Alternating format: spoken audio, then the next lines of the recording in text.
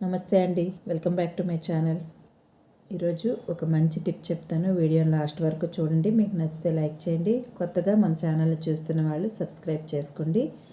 ఇక మా ఏరియాలో అయితే తుఫాన్ స్టార్ట్ అయిపోయిందండి. మాది విజయనగరం జిల్లా. మీ ఏరియాలో తుఫాన్ ఎలా ఉందో చెప్పండి. మాకైతే 3 రోజుల పాటు కాలేజెస్కి సెలవు అని చెప్తున్నారు, కానీ మా పాపకి ఈరోజే సెలవు ఇచ్చారు. ఇంకా మీది ఏ ఏరియా, అలాగే మీకు తుఫాన్ ప్రభావం ఎలా ఉంది అన్నది కామెంట్లో తెలియజేయండి. ఇక ఈరోజు నేను చెప్పబోయే టిప్ ఏంటి అంటే కరివేపాకు గురించి చెప్పాలనుకుంటున్నానండి. కరివేపాకు ఏంటంటే మనం ఇంట్లో మొక్కలు పెంచుకుంటే కనుక హ్యాపీగా ఫ్రెష్గా వాడేసుకుంటాము.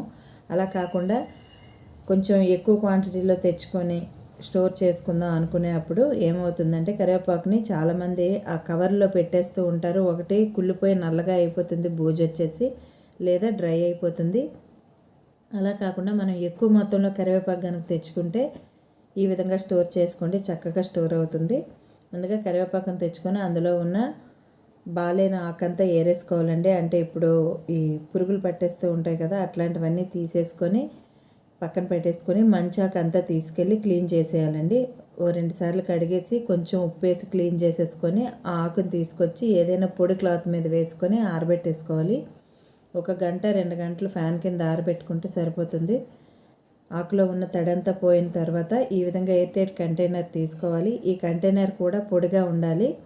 ఇప్పుడు అందులో అడుగున న్యూస్ పేపర్ కానీ ఏదైనా పిల్లలు యూస్ చేసి వదిలేసిన బుక్స్లో పేపర్ కానీ టిష్యూ పేపర్ కానీ ఏదైనా వేసుకోవచ్చు. పేపర్ అయితే కంపల్సరీ వేయాలి. కొంతమంది బియ్యం గింజలు కూడా వేస్తూ ఉంటారు. నేనైతే బియ్యం గింజలు వేయను. ఈ విధంగా పేపర్ పెట్టేసి ఈ కరివేపాకు పెట్టేస్తూ ఉంటాను.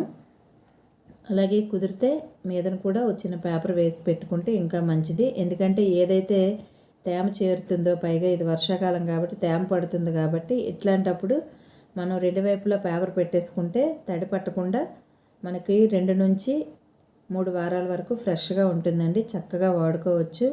ఈ టిప్ కొత్తిమీర కూడా యూజ్ చేయొచ్చండి, చాలా బాగా వర్క్ అవుతుంది. పుదీనా అయితే అంత ఎక్కువగా నిల్వ ఉండదు. టిప్ నచ్చిందా మీకు? నచ్చితే లైక్ చేయండి.